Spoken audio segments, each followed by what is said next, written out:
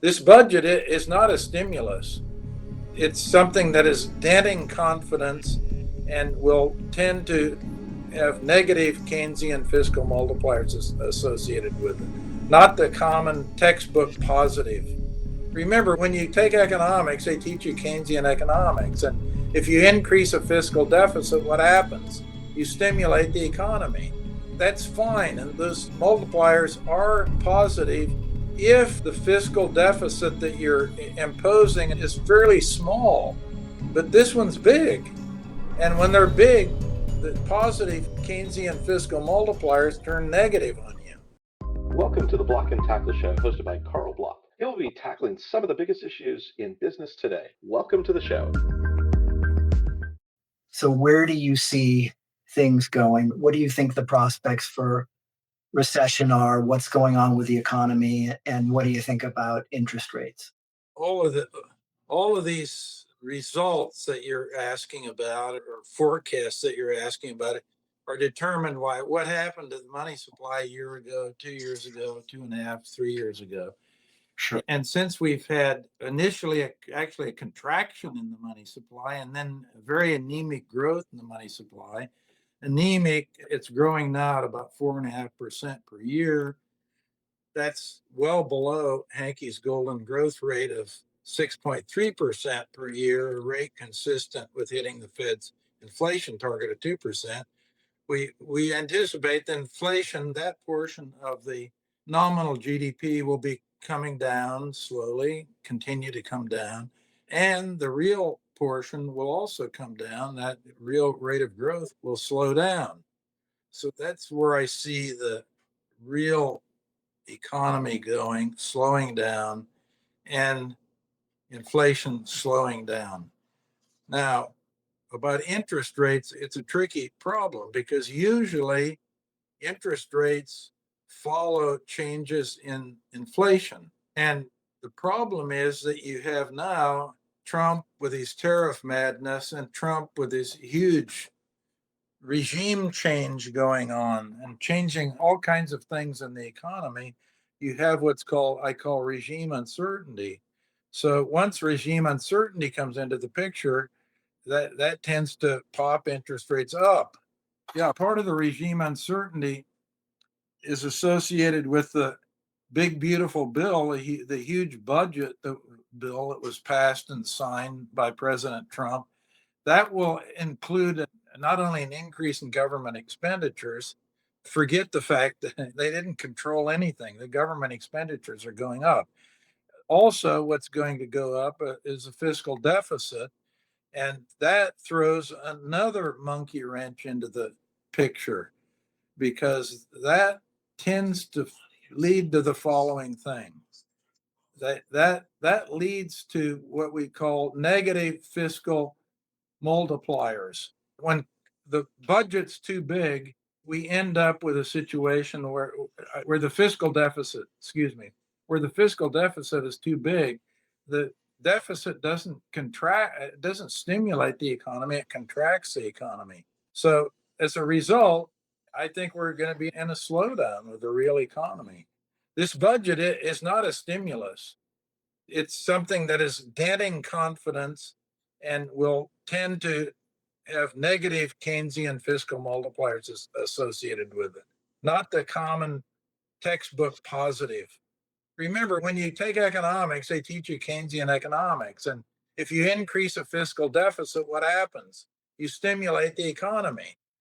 That's fine. And those multipliers are positive if the fiscal deficit that you're imposing is fairly small. But this one's big. And when they're big, the positive Keynesian fiscal multipliers turn negative on you. I don't buy the propaganda coming out of Washington, D.C., which is pretty much controlled by Trump now. All the narrative coming out of Washington is everything's fine, past the budget, we're goosing the economy, everything just looks great. And by the way, the market interpretation is more or less buying that scenario. So what I'm telling you, just for your viewers, I'm an iconoclast. I'm an outlier. I'm a contrarian in this picture. I'm not buying the narrative coming out of Washington, D.C.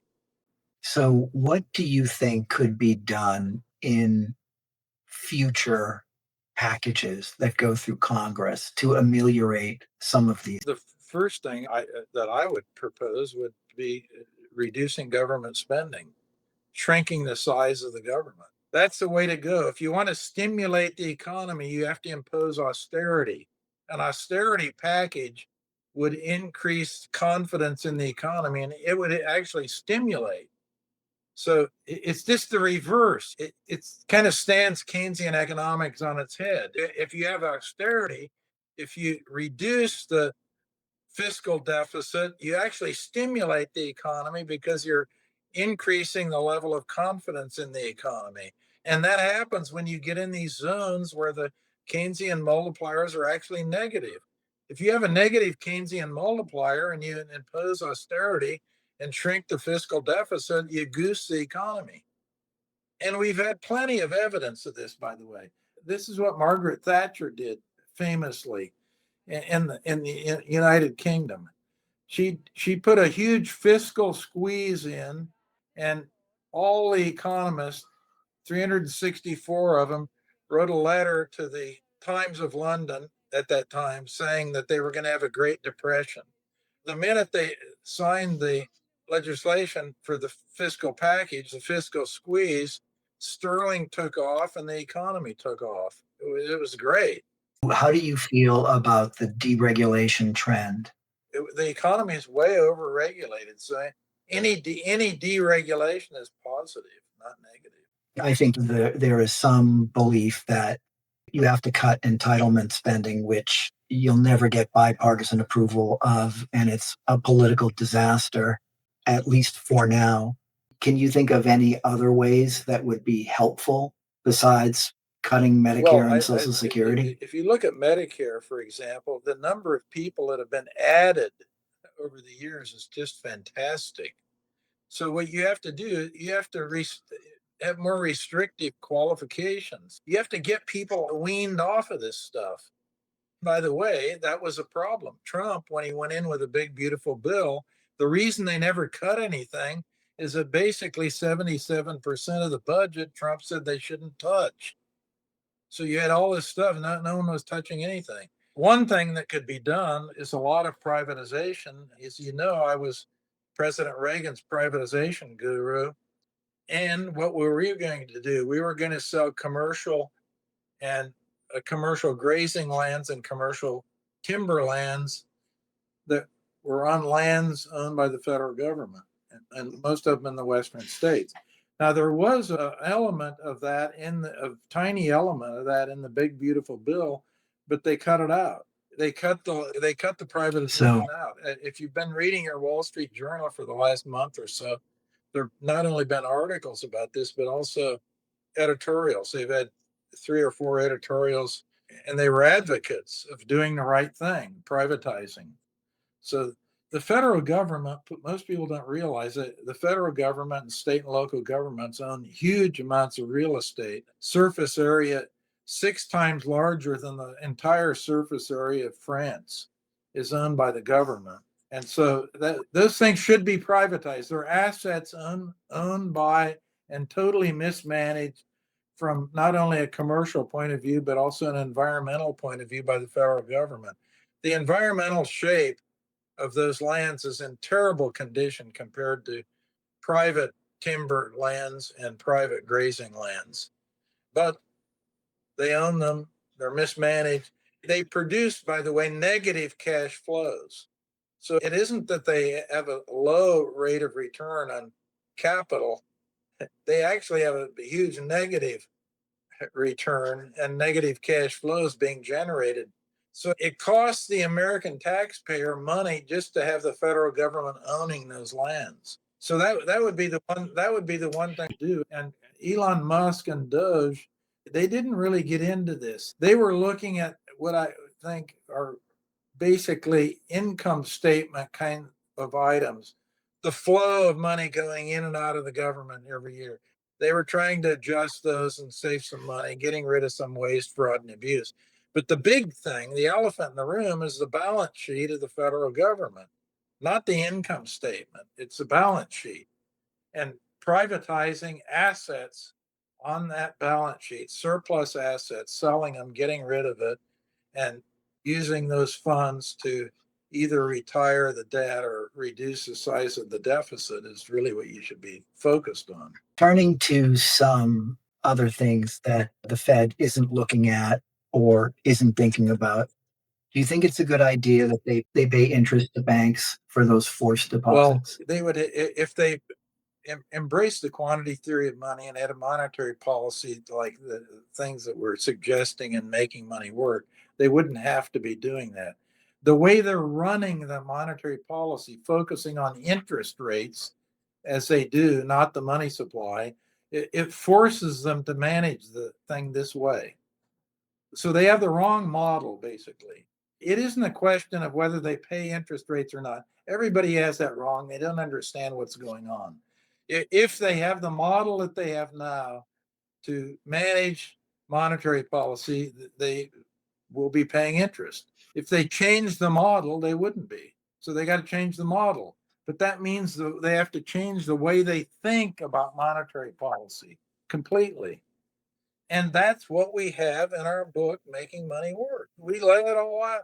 Yeah, and I appreciate that. And I urge people to get a copy of it because I think you've just seen way too many times in way too many countries how central banks have messed things up. And it is time to take a serious look at that. How about the stablecoin stuff? Where do you see this going? And do you think the Fed understands what it means to have an alternative currency?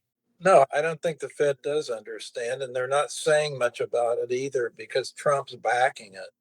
Do you feel like that there are people behind it? You know, you're a veteran of Washington. You know how Washington works just as well as anybody does. Do you think there was some driver here that people are so fed up with the Fed that there was an idea, as some other people in crypto say, you can't trust the central banks. And so we need to have something else. They've used every argument under the sun to justify what they're doing. And what they're doing, it relies on the Fed. A stable coin has to be backed by US Treasury assets, in theory. Now, there have been a lot of stable coins out of there that have been backed by zero and poorly regulated and so forth. But in principle, a stable coin is supposed to produce something that's a clone of the US dollar.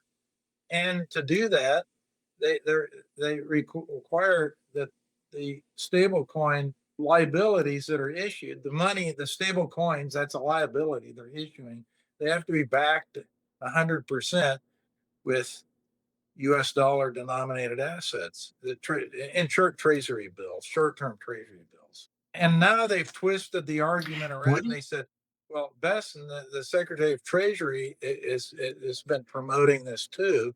And he says, oh, this is going to increase the demand for US Treasury bills. So it's a good deal. So we'll produce this phony money, and it's a good deal because it's going to increase the demand for Treasury bills. Let me just focus on this for a second. Do you think the Fed really understands AI and understands how banks could be automated by AI and make loans and determine when to extend credit and how AI is going to work and affect our financial system? The answer is maybe a little bit, but I would leave that decision. And this gets into the book that 𝐓𝐶𝐞 and I co-authored, Making Money Work. You let the commercial bankers decide those kinds of things, and essentially you can put some guardrails in there with banking policy, but basically the banks know more about it than the regulators in Washington. So you give the banks a free hand and let them decide and calculate their own risk, and things like, how AI is going to affect banks. Who knows better about that than the bankers? And maybe that, by the way, maybe they don't know much about it either. That's one reason you have to have some guardrails in these things. Now, of course, as we've talked about for the past hour, the Fed's reflexive view is to overregulate and over control. And I just wonder whether they actually are in a position to be controlling or regulating it very well, since they may not understand it. And to your point, and about what's in your book, who should be leading the discussion about how much regulation there should be? Read the book and you'll find out from A to Z, at least what I think and what 𝐓𝐶 thinks about the thing. But in general, you have a situation where I think the Fed has the wrong model for the most fundamental thing they're responsible for, and that's monetary policy. They just have the wrong model. Understood. Look, I've enjoyed our discussion today. I think that people who are watching this and listening, there's a lot that they need refreshers on, or if they didn't know, they should hear this. It's great that you've written your books. It's great that you've taken the time to talk to us about so many important things in the economy, whether it is the money supply, the deficit spending, regulation, and such. And I think our viewers and listeners love to hear from you. For those people who have questions, you can email me at carl@blockandtackleshow.com. The and is AND, it's not an ampersand. And any questions you have for Professor Hanke, I will happily forward them to him, and I'm sure he will give you amazing responses. But Steve, thanks so much for being on the Block and Carl, Tackle you're Show. welcome. Hope to be with you again soon. Karl Block is both a corporate lawyer and a corporate restructuring partner. Nothing in the podcast should be construed as legal advice. If you want more info on the show, please visit blockandtackleshow.com. And you can also email me at carl@blockandtackleshow.com. Thanks for tuning in.